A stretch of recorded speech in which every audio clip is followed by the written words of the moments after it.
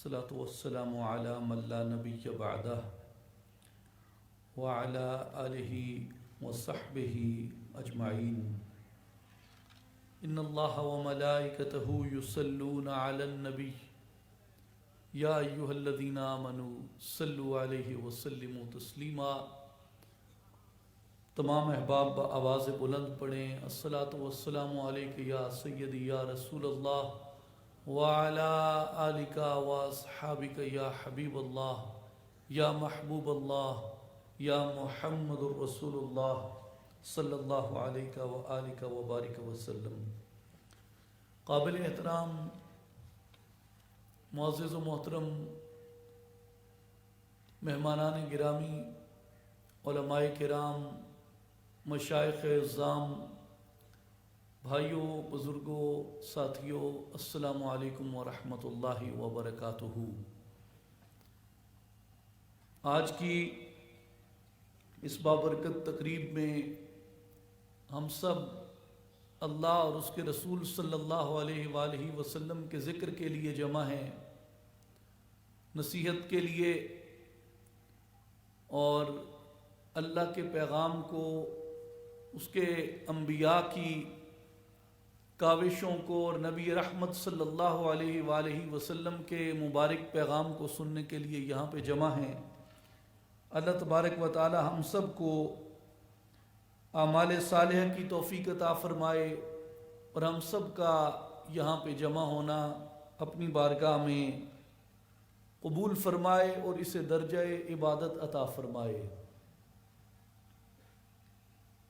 میرے بھائیوں اور بزرگوں، اللہ تبارک و تعالی نے مختلف واقعات انبیاء کرام کے قرآن مجید میں بیان فرمائے اور کئی مقامات پہ قرآن مجید میں یہ فرمایا کہ یہ قصص، یہ واقعات، یہ قصے، انبیاء کی یہ حکایات تمہارے لیے نصیحت ہیں اور تمہارے لیے غور کرنے کا، فکر کرنے کا سبب مہیا کرتی ہیں کہ ان کے ذریعے سے تم گزشتہ اقوام کے واقعات میں غور کرتے ہو، اس سے تمہیں بصیرت نصیب ہوتی ہے اور یہ پتہ چلتا ہے کہ اللہ تبارک و تعالی نے کس قوم کو کمال عطا کیا، اس کی وجوہات کیا تھیں، اور کون سی قوم تباہ حال ہوئی، اس کی وجوہات اور اسباب کیا تھے. تو یہ ان واقعات سے ہمیں معلوم ہوتا ہے جس میں خاص طور پہ اللہ تبارک و تعالی نے انبیاء کرام کا ذکر فرمایا جو زیادہ تر جزیرہ نماء عرب کے علاقے میں تشریف لائے تھے. اور یہ بھی قرآن کا حکم ہے کہ کسی بھی قوم کو اللہ نے بغیر ہاد یعنی بغیر نبی کے نہیں چھوڑا، ہر قوم میں نبی بھیجے، لیکن قرآن مجید میں فقط ان انبیاء کا ذکر کیا جو زیادہ تر جزیرہ نماء عرب میں جلوہ فرما ہوئے. ان میں حضرت موسیٰ علیہ السلام کا ذکر آپ کو قرآن مجید میں بکثرت ملتا ہے. اور ایک بڑا دلچسپ واقعہ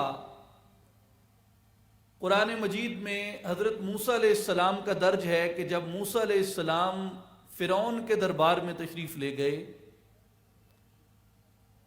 اور وہاں پہ فرعون نے اپنے جادوگروں کو نبوت موسیٰ کے مقابلے میں کھڑا کیا تھا، لیکن جب وہ مقابلہ اپنے انجام اور اختتام کو پہنچا تو خود فرعون کے اپنے دربار کے جادوگر جادو چھوڑ کے اور فرعون کا دربار چھوڑ کے سیدنا موسیٰ علیہ السلام کے کلمہ گو بن گئے.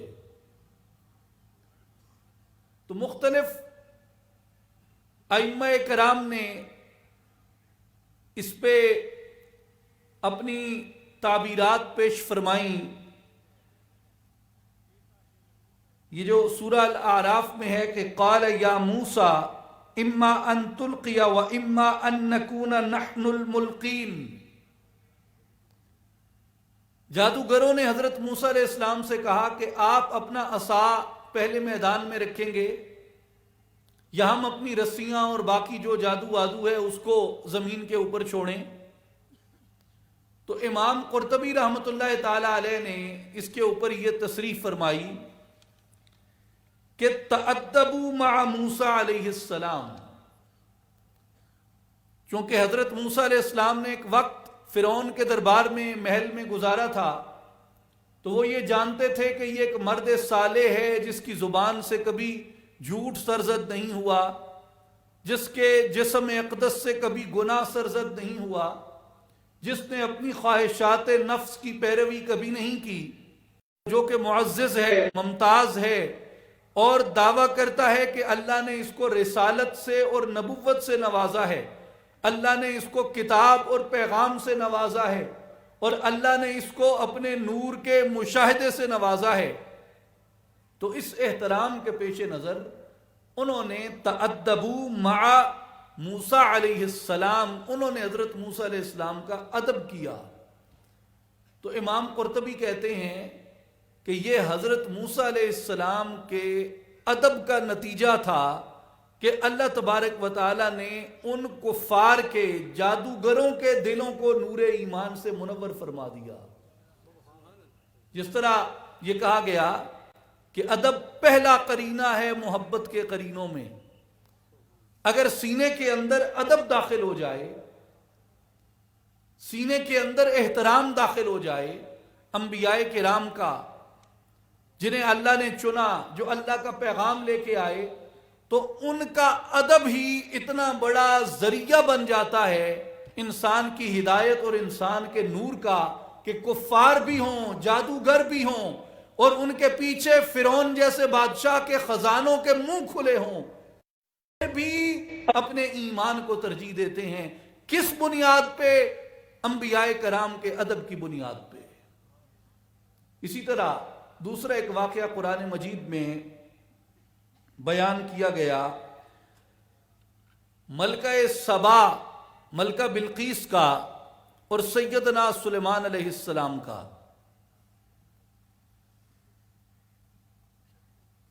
حضرت سلیمان علیہ السلام نے اپنے قاصد ہدہد کے ہاتھ اس ملکہ کو پیغام بھیجا، جس کا ذکر قرآن مجید نے یوں کیا کہ وہ سورج کی پرستش کرتے تھے، اور شیطان نے ان کے اعمال ان کے سامنے خوشنما بنا کے پیش کیے۔ تو اس گمراہ قوم کی طرف، مشرک قوم کی طرف جب ہدہد اپنا پیغام لے کے پہنچتا ہے اور ملکہ بلقیس کے سامنے اس خط کو رکھتا ہے، تو ملکہ نے اپنا دربار طلب کیا، اور اپنے دربار میں ملکہ نے جو پہلی سٹیٹمنٹ دی اس خط کے بارے میں، وہ سٹیٹمنٹ یہ تھی، قالت یا ایھا الملأ انی القی الی کتاب کریم۔ اس نے کہا کہ اے سردارو، بے شک میری طرف ایک معزز خط آیا ہے، ایک عزت والا خط آیا ہے۔ یہ اس کا جو پیغام ہدہد نے جا کے ملکہ سبا کو پہنچایا تھا، اس کا پہلا تعارف ہے جو اپنے دربار میں ملکہ نے پیش کیا اپنے درباریوں کے روبرو۔ اور اس کے بعد پھر آگے قرآن مجید بیان کرتا ہے، انہ من سلیمان وانہ بسم اللہ الرحمن الرحیم اللہ تعلو علی واتونی مسلمین۔ بے شک وہ خط سلیمان کی جانب سے آیا ہے جس کی تحریر یہ ہے، بسم اللہ الرحمن الرحیم، کہ تم لوگ مجھ پر سر بلندی کی کوشش مت کرو اور فرما بردار ہو کر میرے پاس آ جاؤ۔ یہ اس خط کا مضمون بعد میں بیان کیا۔ خط کے مضمون کو بیان کرنے سے پہلے خط کی وقت کو بیان کرتے ہوئے بتایا کہ اے میرے درباریوں، میرے پاس ایک معزز خط آیا ہے۔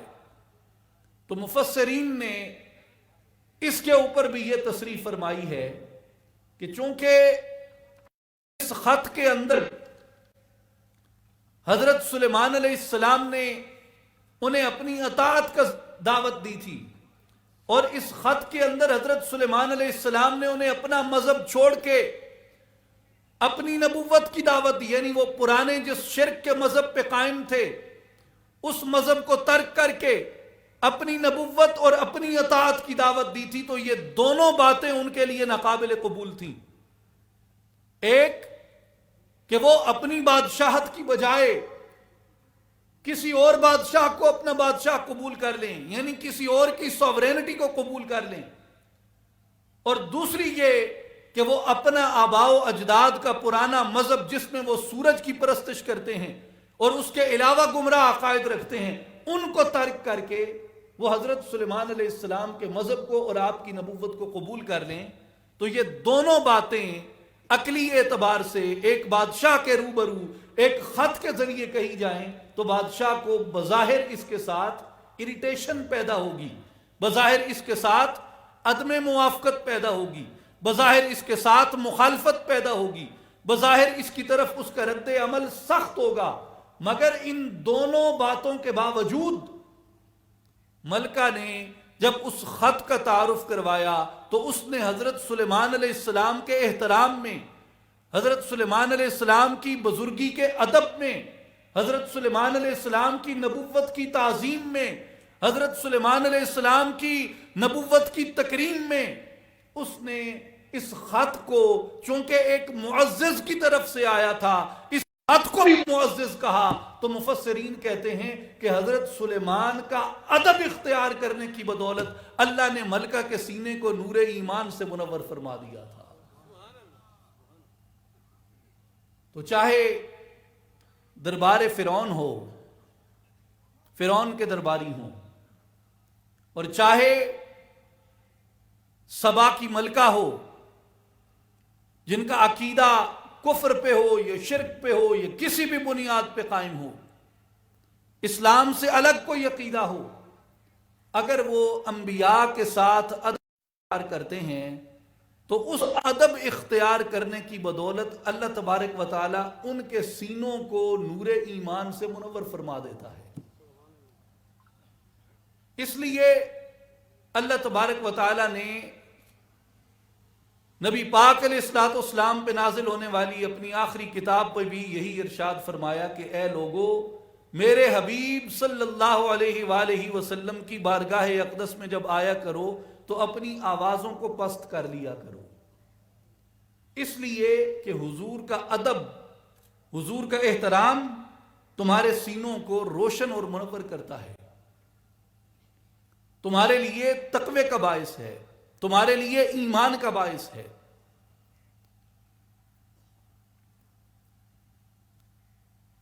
اس لیے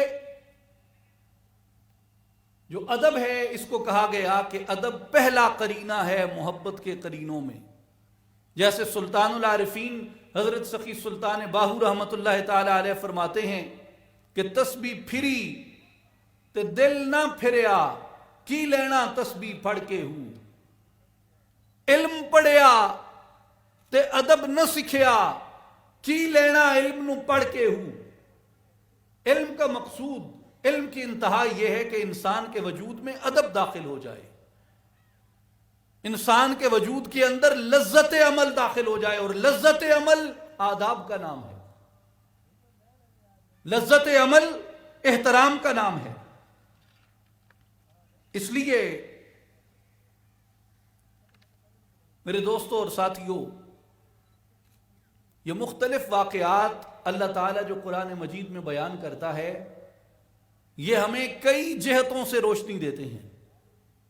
اب مورخ ہے وہ انہیں تاریخ کے نقطہ نظر سے دیکھے گا،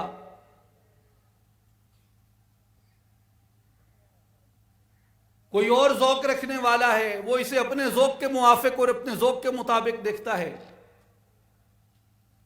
تو جو اولیاء کاملین ہیں، علماء ربانیین ہیں، صوفیاء کرام ہیں، وہ جب ان واقعات کو دیکھتے ہیں تو وہ ان واقعات سے یہ دیکھتے ہیں کہ ان واقعات کے توسط سے، ان واقعات کی تفہیم سے، ان واقعات کے ذریعے سے، ان کو سمجھنے کے ذریعے سے ہم اپنا تعلق باللہ کس طرح پختہ کر سکتے ہیں، مجھے اپنے مولا کا قرب کس طرح نصیب ہو سکتا ہے، مجھے اپنے مولا کی بارگاہ کی حضوری کس طریقے سے نصیب ہو سکتی ہے، میں اپنے اللہ سے اپنے تعلق کے اندر کس طرح پختگی اختیار کر سکتا ہوں۔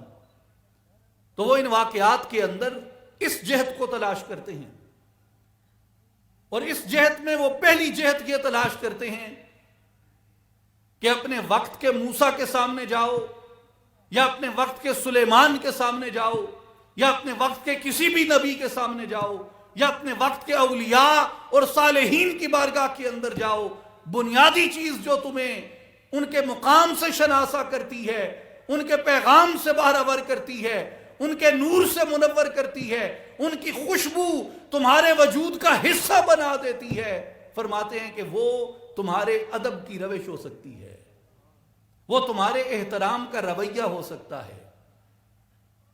تو اگر وجود ادب سے خالی ہو جائے، وجود احترام سے خالی ہو جائے، تو پھر وجود کے اندر کچھ باقی نہیں رہتا۔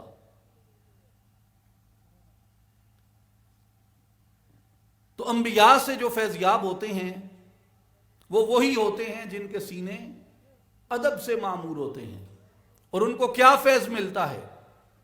آپ حضرت سلیمان علیہ السلام کے اسی واقعے میں دیکھیں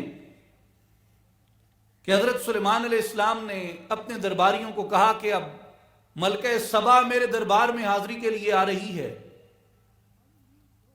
اور آپ نے اپنی نبوت کے معجزے کا اظہار کیا۔ اپنی نبوت کے معجزے کا اظہار کرنے کے لیے حضرت سلیمان علیہ السلام نے اپنی دربار میں اعلان فرمایا کہ ملکہ کے پہنچنے سے پہلے پہلے کون ملکہ کا تخت یہاں لا سکتا ہے؟ تو ایک بہت بھاری بھرکم عفریت جن نے کہا کہ میں اس مجلس کے برخاست ہونے سے پہلے لا سکتا ہوں۔ حضرت سلیمان علیہ السلام نے فرمایا کہ یہ بہت تاخیر ہے، اس سے جلد چاہیے۔ تو حضرت سلیمان علیہ السلام کا ایک امتی اٹھا، حضرت سلیمان کا ایک امتی اٹھا، اس امتی کا وصف قرآن نے یہ بیان فرمایا ہے کہ قال الذی عنده علم من الکتاب، ایسا شخص اٹھا جس کو اللہ تبارک و تعالی نے کتاب کا علم عطا فرمایا تھا، اور وہ کون تھا؟ حضرت سلیمان کا امتی تھا، آصف ابن برقیہ۔ وہ اٹھے اور انہوں نے کہا کہ انا آتی کا بھی قبل ان یرتد الیک طرفک، عرض کی کہ اے پیغمبر، اے سلیمان، اے عالی شان، آپ کی پلک جھپکنے سے پہلے میں ملکہ سبا کا تخت اس کے دربار سے اٹھا کے آپ کے دربار میں حاضر کر سکتا ہوں۔ اب معجزہ دکھانے کا ارادہ کس نے کیا؟ حضرت سلیمان نے، اور کہا کن سے؟ اپنے درباریوں سے، اور ظاہر ہے کہ درباری امتی ہیں، سلیمان نبی ہیں۔ نبی اپنے معجزے کے اظہار کے لیے اپنے امتیوں کو موقع دیتا ہے کہ تم یہ ظاہر کر دو کہ اطاعت پیغمبر کا، ادب پیغمبر کا، احترام پیغمبر کا نتیجہ یہ نکلتا ہے کہ نبی تو نبی، ان سے ادب رکھنے والوں، ان کی زیارت کرنے والوں کے اندر بھی یہ قوت پیدا ہو جاتی ہے کہ ہزاروں میل سے وہ بھاری بھرکم تخت کو پلک جھپکنے میں ایک مقام سے دوسرے مقام پہ منتقل کر سکتے ہیں۔ اس لیے آپ اگر عقائد میں دیکھیں تو امام عمر النصفی رحمۃ اللہ تعالی علیہ نے اپنے رسالہ عقیدہ النصفیہ میں اس بات کی تصریح کی کہ جو اولیاء کاملین کی کرامات ہوتی ہیں، در حقیقت وہ ولی کی کرامت بھی معجزہ نبی ہوتی ہے۔ اس لیے امام سعد الدین تفتزانی رحمۃ اللہ علیہ نے بھی اس کی شرح عقائد میں تفصیلی مفصل اس کے اوپر بحث فرمائی کہ ولی کے اندر جو استطاعت ہوتی ہے، استعداد ہوتی ہے، جو اس کے اندر اہلیت اور قابلیت ہوتی ہے کرامت کے رونما کرنے کی، وہ از خود نہیں ہوتی بلکہ وہ اطاعت پیغمبر کا نتیجہ ہوتی ہے۔ ولی کون ہے؟ جو اطاعت پیغمبر کے اندر کامل ہوتا ہے، ادب اور محبت رسول کے اندر کامل ہوتا ہے۔ تو اس لیے حضرت سلیمان علیہ السلام نے جب اپنے معجزے کے اظہار کا ارادہ کیا تو خود اپنے آپ کو اس طاقت کو استعمال کرنے کی بجائے جو اللہ نے براہ راست انہیں عطا کی تھی، انہوں نے اپنے امتی کا انتخاب کیا جس کی تربیت حضرت سلیمان علیہ السلام نے کی تھی۔ تو ان کے غلاموں کو یہ قدرت حاصل ہے، ان کے درباریوں کو یہ قدرت حاصل ہے، ان کے مجلس نشینوں کو یہ قدرت حاصل ہے۔ تو میرے بھائی اور بزرگوں، اس سے صوفیاء کرام یہ فرماتے ہیں کہ جس قدر کوئی نبی کریم علیہ السلام کی اطاعت میں، نبی کریم علیہ السلام کی متابعت میں، نبی کریم علیہ السلام کی اتباع میں، نبی کریم علیہ السلام کی پیروی میں، نبی کریم علیہ السلام کے نقش قدم پہ چلنے میں جس قدر کوئی قوی ہوتا جاتا ہے، کوئی گہرائی اختیار کرتا جاتا ہے، کوئی بلندی اختیار کرتا جاتا ہے، اسی قدر اس کے وجود کے اندر اللہ تبارک و تعالی رحمتیں اور برکتیں جلوہ گر کرنا شروع کر دیتا ہے۔ دوسری بات وہ یہ فرماتے ہیں کہ جب تمہیں بادشاہ کا بلاوا آ جائے، جب تمہیں بادشاہ کا، اپنے سے طاقتور بادشاہ کا بلاوا آ جائے تو پھر ٹھہرو مت، پھر ٹھہرو مت، اس کی طرف رجوع اختیار کرو، اس کی طرف چل پڑو۔ جس طرح ملکہ بلقیس کو حضرت سلیمان علیہ السلام کا پیغام پہنچا تو قرآن فرماتا ہے فلما جاءت، جیسے پیغام ملا قاصدوں کے ذریعے تو اپنی ریاست کو، سلطنت کو، تخت و تاج کو چھوڑ کے بادشاہ کی خدمت میں حاضر ہو گئی۔ اسی طرح اولیاء کرام فرماتے ہیں کہ لوگوں غور کرو، ملکہ بلقیس سے سیکھو۔ توجہ سے سنیے گا، بڑی باریک بات ہے، سبق آموز بات ہے۔ آپ فرماتے ہیں کہ لوگوں غور کرو، طاقتور بادشاہ کا پیغام ملا، ملکہ بلقیس اپنی تخت کو، اپنی سلطنت کو چھوڑ کر اٹھ کے فوراً اس بادشاہ کے حضور چلی آئی۔ تو وہ کہتے ہیں کہ اللہ تعالیٰ نے تمہارے جسم کو ایک مملکت کی مانند بنایا ہے، تمہارے جسم کو ایک بادشاہی کی طرح بنایا ہے، اور تمہیں تمہارے جسم پہ ایک با اختیار بادشاہ کا درجہ دیا، اور تمہیں خیالات کے لشکر دیے، ارادوں کے لشکر دیے، ہاتھ پاؤں، زبان، کان، آنکھیں، جسم کے دیگر اعضاء اور جوارح، اگر انہیں غور سے دیکھو تو یہ تمہاری سلطنت جسم کے مختلف لشکر ہیں۔ کوئی جاسوس کا کام کرتا ہے، کوئی ہتھیار چلانے والے کا کام کرتا ہے، کوئی خبر لانے والے کا کام کرتا ہے، کوئی مشورہ دینے والے کا کام کرتا ہے۔ اگر عقل کو دیکھیں، عقل آپ کے جسم کی بادشاہت میں آپ کی مشیر ہے۔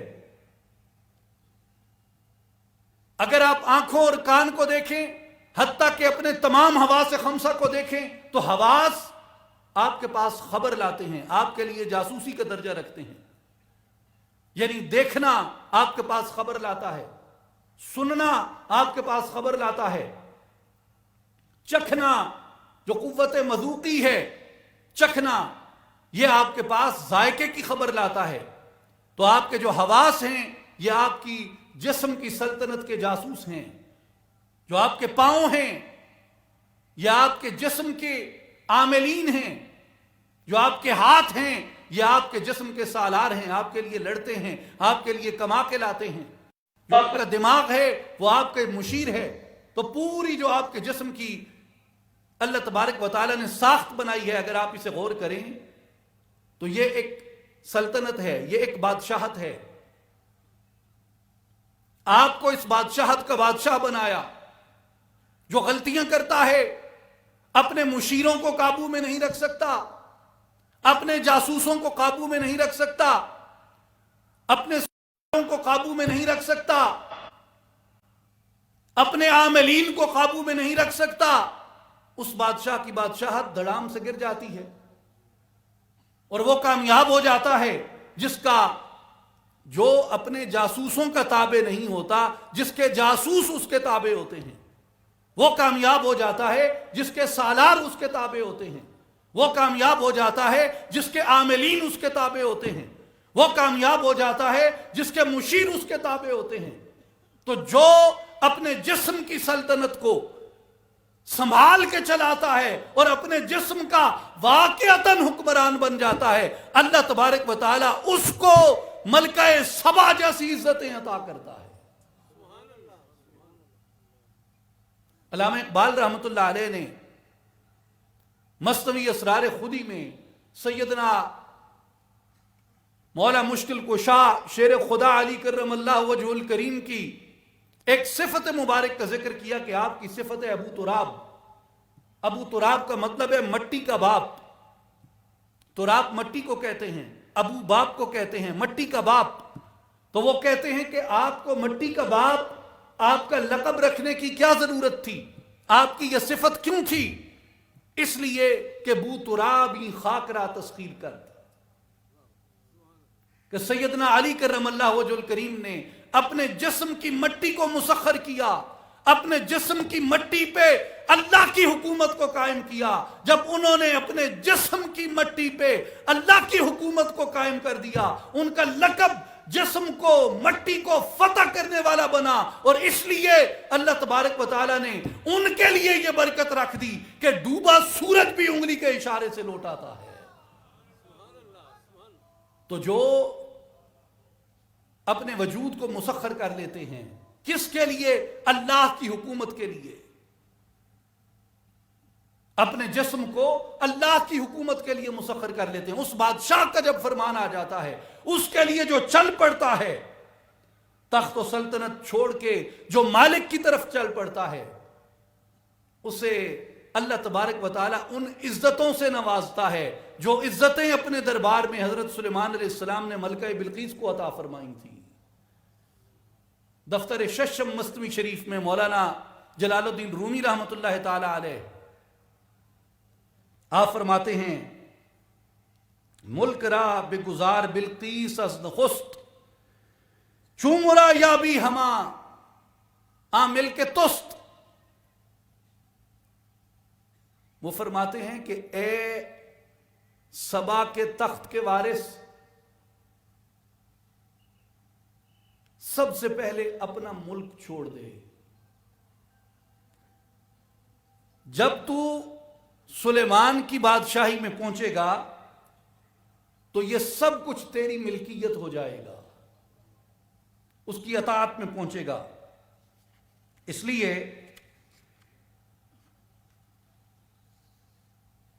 ملک جسمت راچو بلقیس غبیش ترک کن بہر سلیمان نبی, کہ اے بے وقوف, غبی بے وقوف کو کہتے ہیں کہ اے بے وقوف, اپنے جسم کے ملک کو بلقیس کی طرح ترک کر دے اور سلیمان نبی کی اطاعت کو اختیار کر لے. کہ جس طرح بلقیس نے اپنا تخت چھوڑا تو سلیمان نے اس کے تخت کی حفاظت کی, سلیمان نے اس کے تخت کی عزت کو بڑھا دیا. اور اگر ملکہ سبا, ملکہ بلقیس حضرت سلیمان علیہ السلام کے حکم کو، حضرت سلیمان علیہ السلام کے خط کو قبول نہ کرتی تو کیا ہوتا؟ قرآن مجید بیان کرتا ہے ارجع الیہم فلنأتینہم بجنود لا قبل لہم بہا وَلَنُخْرِجَنَّهُمْ مِنْهَا أَذِلَّةً وَهُمْ صَاغِرُونَ۔ جب قاصد بھیجے ملکہ نے تحائف دے کے، حضرت سلیمان علیہ السلام نے کہا کہ لوٹ جاؤ اور جا کے اپنی ملکہ کو بتاؤ کہ ہم ایسے لشکروں کے ساتھ تمہارے اوپر حملہ آور ہوں گے جن کے سامنے تم ٹھہر نہیں پاؤ گے، اور تمہیں اس حال میں ذلیل کر کے تمہاری سلطنت سے نکالا جائے گا کہ تم قیدی بنا دیے جاؤ گے۔ میرے بھائیو اور بزرگوں، اگر کوئی سلیمان کے حکم سے منہ موڑتا ہے تو سلیمان اس کو ساتھ یہ تنبیہ بھی کرتے ہیں کہ اگر میری دعوت کو قبول نہ کیا، میرے خط کو قبول نہ کیا، میرے پیغام کو قبول نہ کیا تو یاد رکھو میں تم سے کمزور نہیں ہوں، میں اپنے لشکروں کے ساتھ حملہ آور ہوں گا، اور میرے سامنے تمہیں ٹھہرنے کی تاب نہیں ہے۔ میرے بھائیو اور بزرگوں، وہ خط کیا ہے جو سلیمان نے بھیجا؟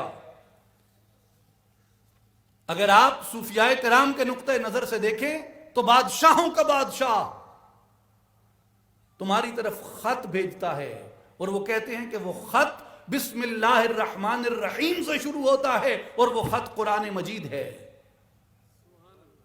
اس لیے اللہ کے حکم کی، اللہ کے فرمان کی مطابقت اختیار کرو، اور اگر اس سے روگردانی کرو گے تو اللہ فرماتا ہے کہ میں ایسے لشکر بھیجوں گا جو تمہیں مسخر کر ڈالیں گے، تمہیں ذلیل کر ڈالیں گے، تمہیں رسوا کر ڈالیں گے۔ اور مجھے پھر حکیم الامت علامہ اقبال یاد آتے ہیں جب وہ یہ کہتے ہیں کہ وہ زمانے میں معزز تھے مسلمان ہو کر، اور تم خوار ہوئے تارک قرآن ہو کر۔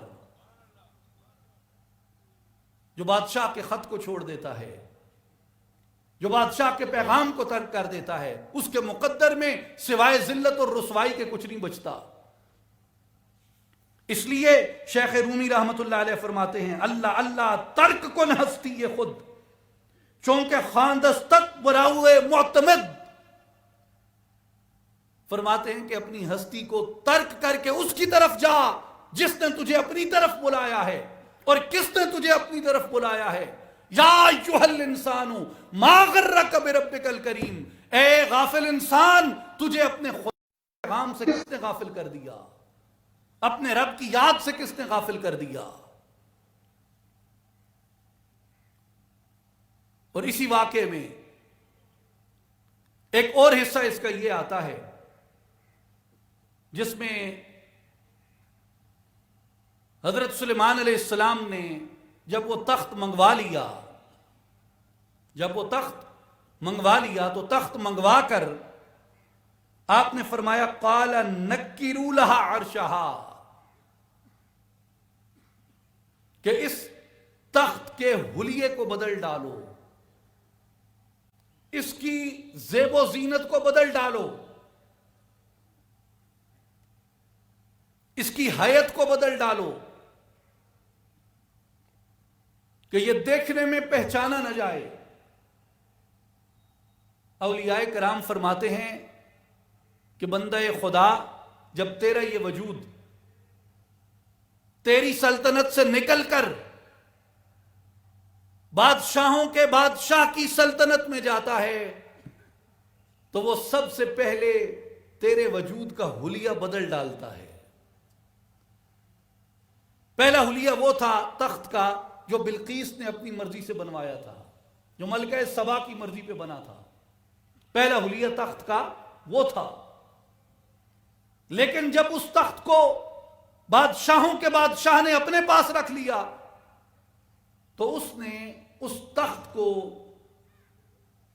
اس کے حلیے کے مطابق نہ رہنے دیا، بلکہ اپنی مرضی سے اس کے اندر تزئین کر دی، اس کے اندر تبدیلی کر دی، اس کے اندر ترمیم کر دی، اپنی مرضی سے اس کی آرائش کروا دی۔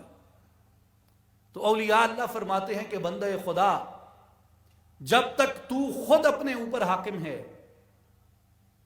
تو تیری حیت وہ ہوگی جو تو اپنے لیے چاہتا ہے، تیری آرائش وہ ہوگی جو تو اپنے لیے چاہتا ہے، تیری خوشی وہ ہوگی جو تو اپنے لیے چاہتا ہے، تیری آؤٹ لک وہ ہوگی جو تو اپنے لیے چاہتا ہے۔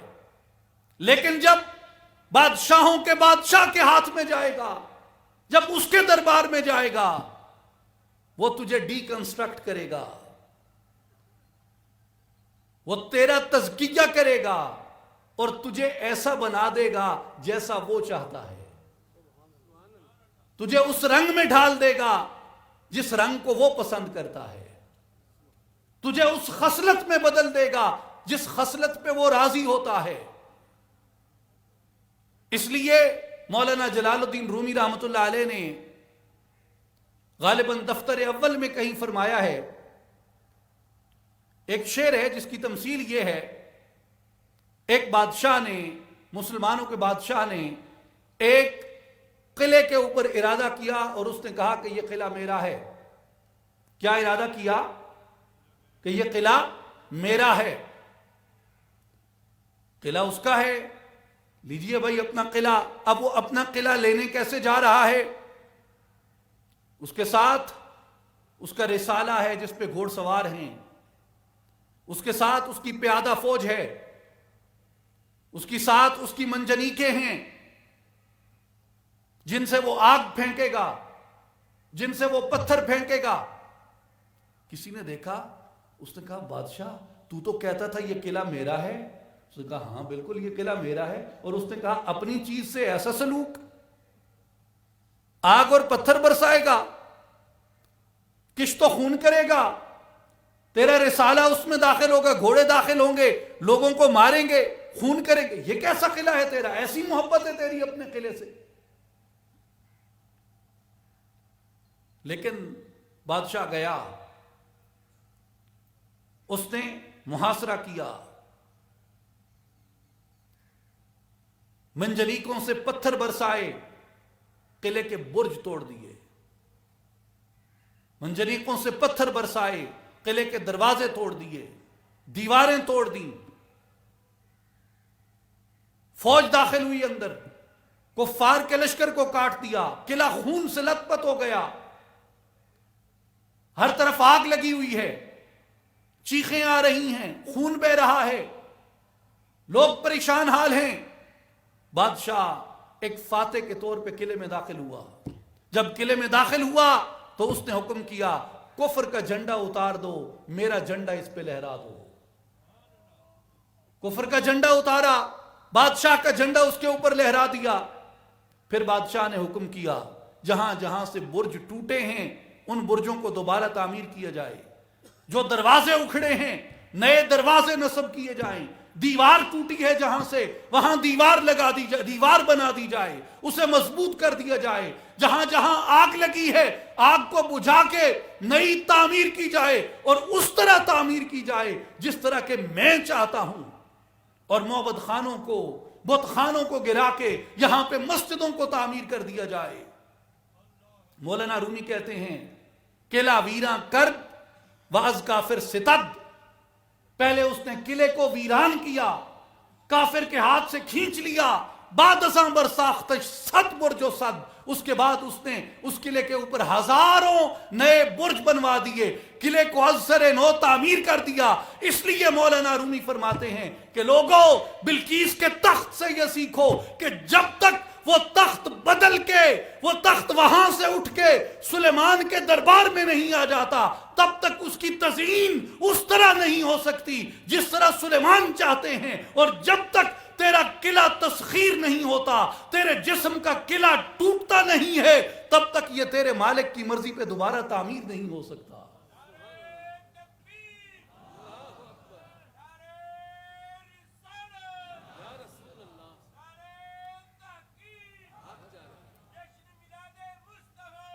اس لیے پہلے قلعے کو توڑتا ہے، وہ کن چیزوں سے توڑتا ہے؟ دکھوں سے توڑتا ہے، آزمائشیں بھیجتا ہے، تکالیف بھیجتا ہے، امتحان بھیجتا ہے، سختیاں بھیجتا ہے، مشکلات بھیجتا ہے، اور یہ دیکھتا ہے کہ کون ہے جو استقامت سے اس کے اوپر کھڑا رہتا ہے۔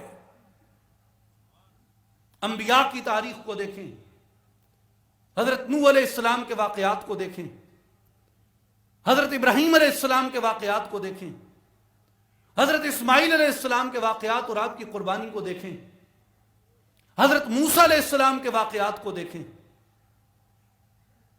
حضرت ایوب علیہ السلام کو دیکھیے، حضرت یوسف علیہ السلام کو دیکھیے، حضرت یعقوب علیہ السلام کو دیکھیے، حضرت عیسیٰ علیہ السلام کو دیکھیے، اور خود نبیوں کے تاجدار، نبیوں کے امام، خاتم الانبیاء محمد مصطفیٰ احمد مجتبیٰ صلی اللہ علیہ وآلہ وسلم کو دیکھیے۔ اللہ نے کن کن تکلیفوں سے نہیں آزمایا۔ حضور کے صحابہ کو دیکھیں، مکے میں کیا بیتی 13 سال، مدینے میں گئے منافقین نے جو حشر کیا۔ حضور کے خانوادے کو دیکھیں، کربلا میں آپ کے خانوادے کی استقامت کو دیکھیں، کوفہ میں آپ کے خانوادے کی استقامت کو دیکھیں، شام اور دمشق میں آپ کے خانوادے کی استقامت کو دیکھیں۔ اللہ تبارک و تعالی ان تکالیف سے، ان آزمائشوں سے، ان مشکلوں سے پہلا پرانا قلعہ توڑ کر ایک نیا اپنی مرضی کا قلعہ تعمیر کرتا ہے۔ ہم سمجھتے ہیں کہ دکھ آیا ہے، تکلیف آئی ہے، شاید یہ میرے مولا کی کوئی ناراضگی ہو۔ یہ بھی ہو سکتا ہے کہ مولا تمہارا مالک تمہیں اس تکلیف سے، آزمائش سے گزار کے اس کے عوض میں کوئی بڑا انعام عطا کرنا چاہتا ہو۔ اس لیے فرمایا قال نکروا لها عرشها، اس کے عرش کو بدل دو، جیسے میں چاہتا ہوں ویسا اس کو بنا دو۔ پھر اس سے وہ آزمائش بھی کرتا ہے۔ اس لیے میرے بھائیوں اور بزرگوں، دوستوں اور ساتھیوں، یاد رکھو، ایک بار بندے کو مرنا پڑتا ہے، ایک بار بندے کو اس تکلیف سے گزرنا پڑتا ہے، اپنے نفس کو مارنا پڑتا ہے، اپنی خواہشات کو مارنا پڑتا ہے، اور خود کو اپنے جسم کے اوپر حکمران کرنا پڑتا ہے۔ کئی اس کے اوپر بزرگوں کے، اولیاء کے، صوفیاء کے ارشادات، واقعات، ان کی زندگیوں کا پورا نچوڑ یہ ہے کہ اپنے جسم پہ اپنی حکمرانی کو قائم کرو۔ جو جسم پہ حکمرانی نہیں کر سکتا وہ اللہ کی زمین پہ حکمرانی کا حق نہیں رکھتا۔ سب سے پہلے اس پیکر خاکی کے اوپر حکومت قائم کرو، اس جسم سے عدل کرو، پھر عدل کے قابل ہوگے۔ اس جسم کو سچائی پہ تولو، پھر کسی اور کو سچائی پہ تولنے کے قابل ہوگے۔ اس جسم پہ اللہ کا امر نافذ کرو، پھر اللہ کی زمین پہ امر نافذ کر سکتے ہو۔ اس جسم کو نواحی سے دور رکھو، پھر اس زمین کے اوپر نواحی کا اطلاق کر سکتے ہو، نواحی کی تنفیذ کر سکتے ہو، نواحی کا نفاذ کر سکتے ہو۔ جب تک اس جسم پہ نہیں کیا کہاں کرو گے؟ میرے بھائیوں اور بزرگوں، اسے حدیث پاک میں کہا گیا ہے موتو قبل ان تموتو، یعنی مرنے سے پہلے مر جانا، جسے حضرت سلطان العارفین سلطان باہو رحمۃ اللہ علیہ فرماتے ہیں کہ اے تن میرا، اے تن رب سچے دا حجرا وچ پا فقیرہ جاتی ہوں، نہ کر منت خواج خدر دی تیرے اندر آب حیاتی ہوں، شوق دا ڈیوا بال ہنیرے متن لبی یار کھڑاتی ہوں، پر جو مرن تھی اگے مر گئے یا حضرت باہو تنا حق دی رمز پچاتی ہوں۔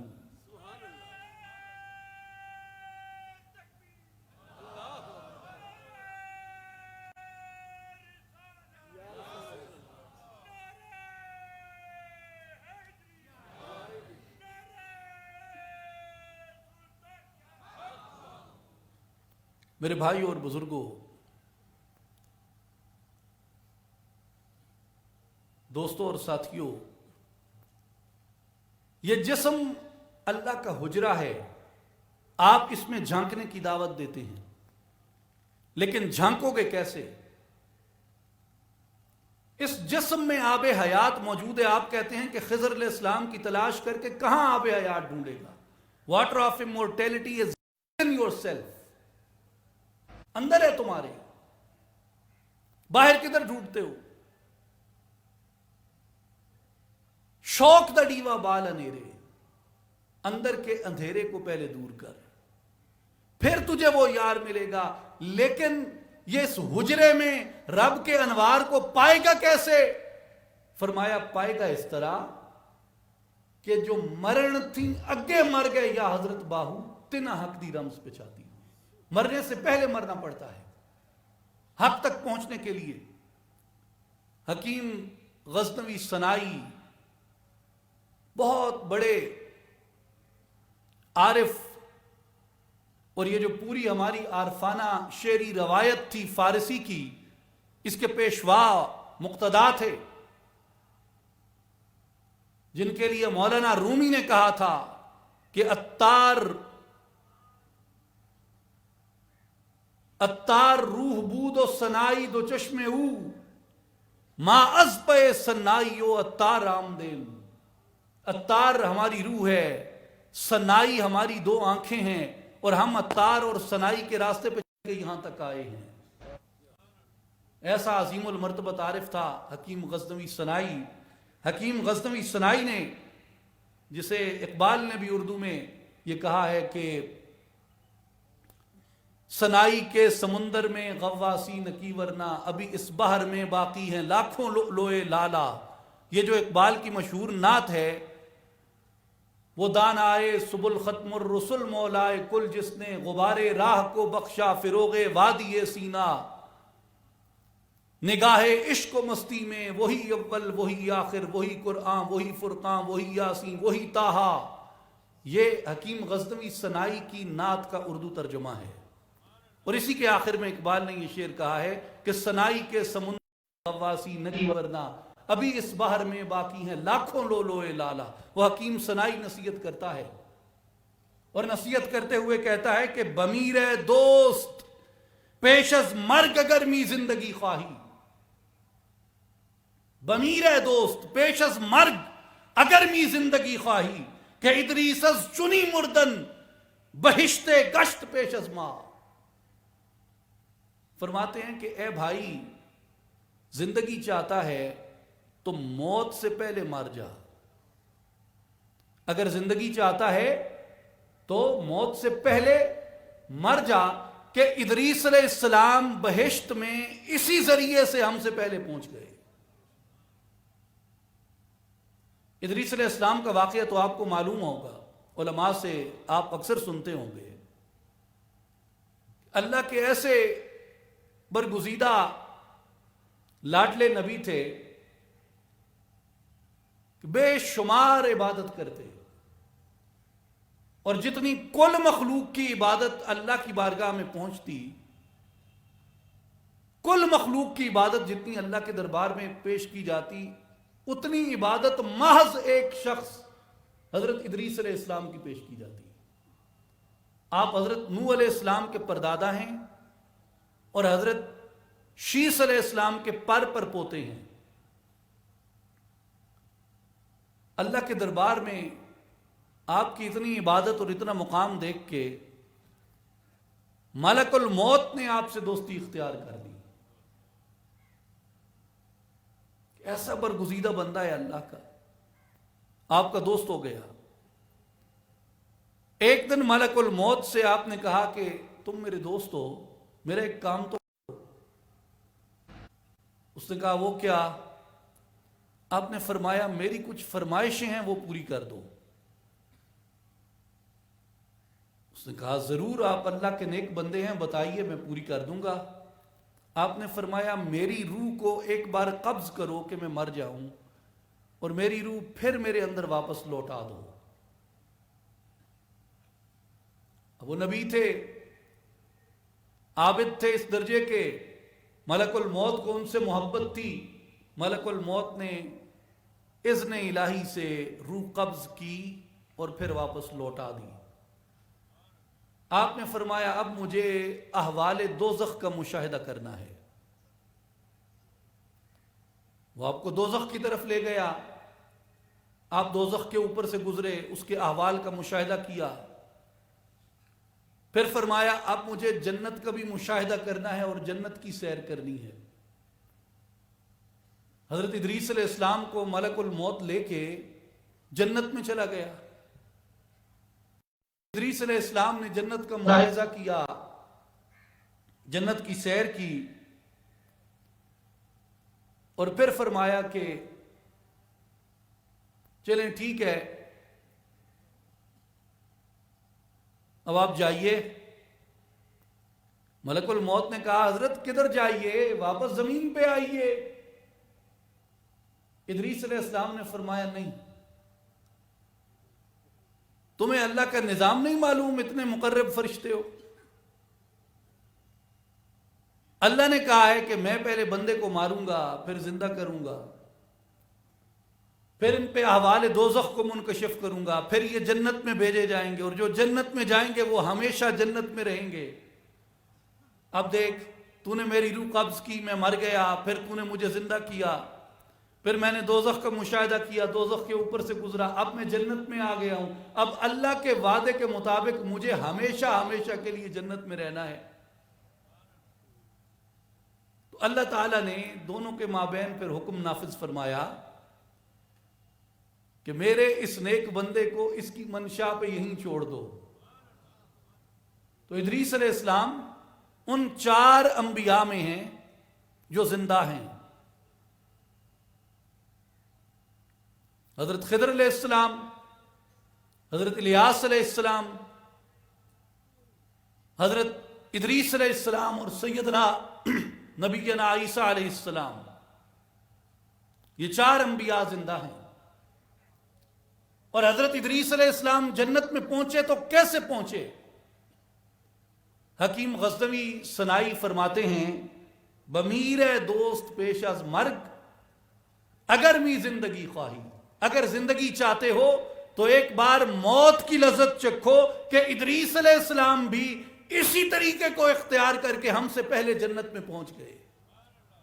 تو جو مرنے سے پہلے مرنا ہے، مرنے سے پہلے موت اختیار کرنا ہے، یہ اللہ تبارک و تعالیٰ کی بارگاہ کے اندر، اللہ تبارک و تعالیٰ کے دربار کے اندر بندے کے درجے کو، رتبے کو بلند کرتا ہے، بندے کی تعمیر نو کرتا ہے. میرے بھائیوں، مرنے سے پہلے مرنا کیا ہے؟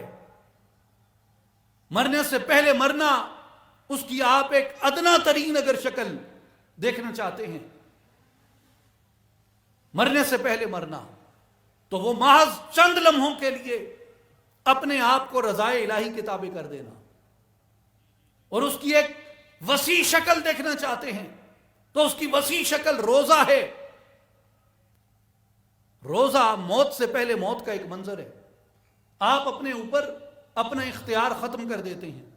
پانی آپ کے سامنے پڑا ہے، آپ اسے پی نہیں سکتے، اس کے باوجود کہ آپ کو پیاس لگی ہے. کھانا آپ کے سامنے پڑا ہے، آپ اسے کھا نہیں سکتے، اس کے باوجود کہ وہ آپ کو پسند بھی ہے، آپ کو اس کی طلب بھی ہے. اس طرح دیگر وہ چیزیں جن سے نفس لذت حاصل کرتا ہے، جن سے جسم لذت حاصل کرتا ہے، وہ آپ کے سامنے موجود ہوتی ہیں. آپ کو ان کی حاجت ہوتی ہے، ان کی طلب ہوتی ہے، ان کی تشنگی ہوتی ہے، ان کی بھوک ہوتی ہے، ان کی تمنا ہوتی ہے، مگر آپ وہ نہیں کر سکتے، اس لیے کہ آپ نے حالت روزہ میں اپنی مرضی کو مولا کی مرضی کے تابع کر دیا. یہ ایک دن کی موت ہے جو روزہ ہے. مرنے سے پہلے مر جانا، موت سے پہلے مرنا، ایک دن کی موت ہے روزہ. کہ انسان اپنی خواہش کو، اپنے جسم کو، اپنے ارادے کو، اپنے تلذذ اور اپنی لذات کو اللہ کے امر کے تابع کر دیتا ہے، اللہ کے حکم کے تابع کر دیتا ہے. اسی طرح میرے بھائیوں اور بزرگوں، جب بندہ اس راستے کے اندر داخل ہوتا ہے، مرنے سے پہلے مرنے کا ارادہ کرتا ہے، اپنے منزل مقصود تک پہنچنے کا ارادہ کرتا ہے، تو وہ اس موت کا ارادہ کرتا ہے جس سے اس کو یہ مقام اور یہ مرتبہ نصیب ہو جائے، جس سے اس کو اپنے مولا کے دربار میں یہ بندگی نصیب ہو جائے کہ وہ اس کے بندوں میں شمار ہو جائے. اور بالیقین موت سے پہلے موت ہے، وہ انسان اپنی چاہت کو اس کی چاہت کے تابع کر کے حاصل کرتا ہے، اپنی زندگی اس کے احکام کے مطابق نافذ کر کے حاصل کرتا ہے. اپنے جسم کا قلعہ اس کے لشکروں کے سامنے، اس کی رحمت کے لشکروں کے سامنے، اس کے فضل کے لشکروں کے سامنے، اس کے احکام کے لشکروں کے سامنے اپنا قلعہ مسخر کروا دیتا ہے. جب یہ جسم کا قلعہ مسخر ہو جاتا ہے، عقل پہ اس کا حکم آ جاتا ہے، دل پہ اس کا حکم آ جاتا ہے، جسم پہ اس کا حکم آ جاتا ہے، پھر یہ وجود دوبارہ سے جی اٹھتا ہے، دوبارہ سے زندہ ہو جاتا ہے. میرے بھائی اور بزرگوں، اس لیے جب تک وجود اس پاکیزگی اور طہارت کو حاصل نہیں کرتا کہ اس کے احکام کے تابع ہو جائے، اس کی مرضی کے تابع ہو جائے، اس کی منشا کے تابع ہو جائے، اس وقت تک وہ انوار کے اندر تاثیر نہیں کرتے. اس لیے کہ جسم ان کو سہنے کی صلاحیت ہی نہیں رکھتا، اس کی استعداد ہی نہیں رکھتا. تو ان انوار کو قبول کرنے کے لیے جسم کے اندر اہلیت اور استعداد پیدا کرنی پڑتی ہے. آپ جیسے دیکھیں کہ ہر مٹی دو اینٹوں کو آپس میں نہیں جوڑ سکتی. آپ کہیں سے بھی مٹی اٹھائیں، کہیں سے بھی مٹی اٹھا کے اس کو دو اینٹوں کے درمیان رکھ دیں، کیا وہ اینٹیں جڑ جائیں گی؟ جب تک کہ آپ اس مٹی کو گارا نہیں بناتے، جب تک کہ آپ اس مٹی کو پانی کے ساتھ پروسیس نہیں کرتے. تو مٹی کے اندر دو اینٹوں کو جوڑنے کی صلاحیت پیدا کرنی پڑتی ہے، استعداد پیدا کرنی پڑتی ہے. جب تک آپ مٹی میں بھی استعداد پیدا نہ کریں، وہ دو اینٹوں کو نہیں جوڑ سکتی. استعداد پیدا ہو جائے تو وہ دو اینٹوں کو جوڑ دیتی ہے، ایک پورے گھر کو تعمیر کر دیتی ہے. تو وجود کے اندر جب تک استعداد پیدا نہیں ہوتی، جب تک اہلیت پیدا نہیں ہوتی، جب تک قابلیت پیدا نہیں ہوتی، اس وقت تک وجود ان انوار کو قبول نہیں کرتا. اس لیے کہ یہ ان کی استعداد ہی نہیں رکھتا، اس کی اہلیت، صلاحیت اور قابلیت ہی نہیں رکھتا. مرشد کامل کی ضرورت کیوں ہے؟ اسی لیے ہے کہ جس طرح بغیر مستری کے مٹی گارا نہیں بنتی، اینٹیں آپس میں جڑتی نہیں ہیں، اسی طرح بغیر کسی کامل کی تربیت کے، بغیر کسی کامل کی تلقین کے، بغیر کسی کامل کی توجہ کے، بغیر کسی کامل کی نصیحت کے، بغیر کسی کامل کی رہنمائی کے وجود کے اندر وہ استعداد پیدا نہیں ہوتی، وجود کے اندر وہ صلاحیت پیدا نہیں ہوتی. مولانا رومی رحمت اللہ تعالی علیہ فرماتے ہیں، روز سرافیل شو اندر امتیاز، درد مندہ روح و مست ساز. وہ کہتے ہیں کہ جا اور مقام امتیاز کا اسرافیل بن جا، کہ مردوں کو زندہ کر اور خود بھی مست ہو جا اور مست کرنے والا ہو جا. اگر آپ سورہ اسرافیل کا منظر دیکھیں تو اس کے 4 بنیادی کمپوننٹس ہیں، 4 بنیادی اجزاء ہیں. نعرہ تکبیر، نعرہ رسالت، نعرہ خلافت، نعرہ حیدری، نعرہ غوثیہ، نعرہ سلطانیہ، میری جان جوانی، سانسوں کی روانی، میری پریم کہانی، نعرہ سلطانیہ، حضور جانشین سلطان الفقر حضرت تقی سلطان محمد علی صاحب، نعرہ سلطانیہ. بہت شکریہ. تمام احباب تشریف رکھیں. ہماری خوش قسمتی ہے، خوش نصیبی ہے، خوش بختی ہے کہ شہباز عارفاں، مرشد ما، قائد ما، جانشین سلطان الفقر، سرپرست اعلیٰ اصلاحی جماعت و عالمی تنظیم العارفین حضرت سخی سلطان محمد علی صاحب ہمارے درمیان جلوہ فرما ہیں. یہ ہمارے لیے سعادت کے لمحات ہیں کہ ہم آپ کے قرب میں، آپ کی معیت میں، آپ کی صحبت اور آپ کی مجلس میں بیٹھے ہیں. میرے بھائیو، آخری میں نقطہ عرض کر رہا ہوں، توجہ سے سنیں، پوری گفتگو کا لب لباب ہے کہ اسرافیل علیہ السلام جب سور پھونکیں گے، یہ جو قیامت کا منظر ہے اس میں 4 چیزیں بنیادی آپ کو نظر آتی ہیں۔ پہلی یہ کہ اسرافیل علیہ السلام روز قیامت سور پھونکیں گے۔ دوسری یہ کہ اسرافیل علیہ السلام اپنی مرضی سے سور نہیں پھونکیں گے بلکہ اذن حق سے پھونکیں گے، اللہ کے امر سے پھونکیں گے۔ تیسرا جز یہ ہے کہ اسرافیل علیہ السلام کا سور پھونکتے ہی مردوں میں جان پڑ جائے گی، مردوں میں جان پڑ جائے گی۔ اور چوتھا اس کا جز یہ ہے کہ جیسے ہی ان مردوں میں جان پڑے گی وہ اٹھ کے اپنے مولا کی طرف دوڑیں گے۔ کتنی باتیں ہو گئیں؟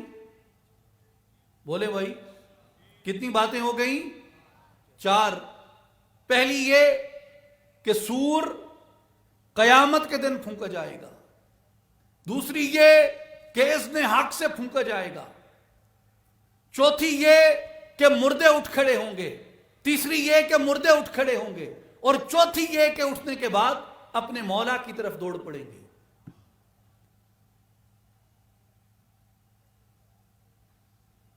تو مولانا رومی رحمت اللہ علیہ کے اس شعر سے کہ روز سرافیل شو اندر امتیاز، درد مندہ روح و مست ساز، اس کی تشریح یہ ہے کہ بندہ خدا مرشد کامل تیرے نفس کے لیے قیامت ہے، مرشد کامل تیرے نفس کے لیے قیامت ہے۔ اور جب مرشد کامل سور پھونکتا ہے وہ نفس امارہ کے لیے، اس کی برائی کے لیے وہ لمحہ قیامت ہوتا ہے۔ دوسری بات یہ کہ وہ تلقین، وہ ارشاد، وہ توجہ مرشد کامل اپنی مرضی سے نہیں کرتا بلکہ اذن الہی سے فرماتا ہے۔ اور تیسری یہ کہ جب وہ سور پھونکتا ہے، جب وہ توجہ کرتا ہے تو مردہ دل جاگ اٹھتا ہے، مردہ دل بیدار ہو جاتا ہے، مردہ دل زندہ ہو جاتا ہے۔ اور چوتھی یہ کہ جب دل زندہ ہو جاتا ہے تو وہ دنیا کی طرف مگن نہیں رہتا، وہ اپنے مولا کی طرف دوڑ لگا دیتا ہے۔ اس لیے علامہ اقبال کہتے ہیں دل مردہ دل نہیں ہے، اسے زندہ کر دوبارہ، کہ یہی ہے امتوں کے مرض کہن کا چارہ۔ دل بیدار فاروقی، دل بیدار کراری، مس آدم کے حق میں کیمیا ہے دل کی بیداری۔ مس کسے کہتے ہیں؟ خام تانبے کو کہتے ہیں۔ اور کیمیا کسے کہتے ہیں؟ جو خام تانبے کو سونا بنا دے۔ علامہ اقبال کہتے ہیں کہ تیرا یہ وجود ایک مس ہے، خام تانبا ہے، اگر کسی کامل کی توجہ سے، کسی کامل کی تلقین، کسی کامل کی تربیت سے تو اپنے دل کو زندہ کر لے تو تیرا یہ خام تانبا قیمتی سونے میں بدل جائے گا۔ مس آدم کے حق میں کیمیا ہے دل کی بیداری۔ تو میرے بھائی اور بزرگوں، جو پیغام ہے اس ساری گفتگو میں وہ یہ ہے کہ انبیاء کرام کے ساتھ ادب اختیار کریں، بالخصوص خاتم الانبیاء محمد مصطفیٰ احمد مجتبیٰ صلی اللہ علیہ وآلہ وسلم کی بارگاہ عظمت پناہ میں ہمارا جو رشتہ و تعلق ہے وہ سب سے پہلے ادب پہ استوار ہوتا ہے، تعظیم پہ استوار ہوتا ہے، احترام پہ استوار ہوتا ہے۔ دوسری بات کہ اپنے آپ کو اس کی پہ لبیک کہنا سکھائیں، اس کے امر کی اطاعت سکھائیں، اور اپنے تخت کو، اپنی سلطنت سبا کو اس بادشاہوں کے بادشاہ کے تابع کر دیں، اور اپنے قلعے کو اس کی تسخیر کے لیے چھوڑ دیں۔ جب وہ اسے مسخر کرے گا وہ اسے اپنی مرضی سے ڈال دے گا، یہ اور بھی خوشنما ہو جائے گا، اس پہ وہ اپنا پرچم لہرائے گا اور اعلان کر دے گا کہ یہ میرا ہے اور میرے لشکر اس کی حفاظت پہ کھڑے ہیں۔ صحیح بخاری کی حدیث ہے، حضور صلی اللہ علیہ وآلہ وسلم نے فرمایا کہ اللہ فرماتا ہے جو میرے ولی سے دشمنی رکھتا ہے میں اس کے ساتھ اعلان جنگ کرتا ہوں، اس لیے کہ اللہ نے اس پہ اپنا جھنڈا لگا دیا، اعلان کر دیا یہ میرا قلعہ ہے، کوئی اسے میری آنکھ سے نہیں دیکھ سکتا۔ میرے بھائیوں اور بزرگوں، آخری بات یہ کہ اپنے دل کو زندہ کریں۔ جس طرح سورہ اسرافیل سے مردے زندہ ہوتے ہیں، مرشد کامل کی توجہ سے دل زندہ ہو جاتے ہیں، اور دل زندہ کرنے کے لیے کیا کرنا پڑتا ہے؟ الا بذکر اللہ تطمئن القلوب، اللہ کے ذکر سے دلوں کو اطمینان نصیب ہوتا ہے۔ اور جو حضور مرشد کریم خاص کر سلطان العارفین حضرت سخی سلطان باہو رحمت اللہ تعالی علیہ کا جو فیضان مبارک ہے دلوں کی زندگی کے لیے، دلوں کی حیات کے لیے، وہ اللہ پاک کے اسم ذات کا تصور ہے، اللہ پاک کے اسم ذات کا ذکر ہے، اس کی طرف اپنے دل کو راغب کرنا، اپنے دل کو اس کی طرف مائل کرنا ہے۔ جس دل کے اندر اللہ کا نام آ جاتا ہے، جس دل کے اندر اللہ کا نور آ جاتا ہے، وہ دل روشن ہو جاتا ہے، وہ دل زندہ ہو جاتا ہے۔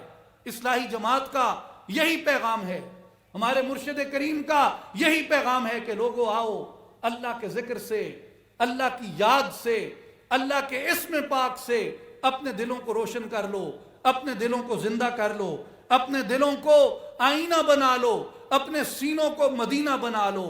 اللہ تعالی ہمیں عمل کی توفیق عطا فرمائے۔ ان اللہ وملائکتہ یصلون علی النبی یا ایھا الذین آمنوا صلوا علیہ وسلموا تسلیما۔ اللہم صل علی سیدنا و مولانا محمد وعلی آل محمد وبارک وسلم، وآخر دعوانا ان الحمد للہ رب العالمین۔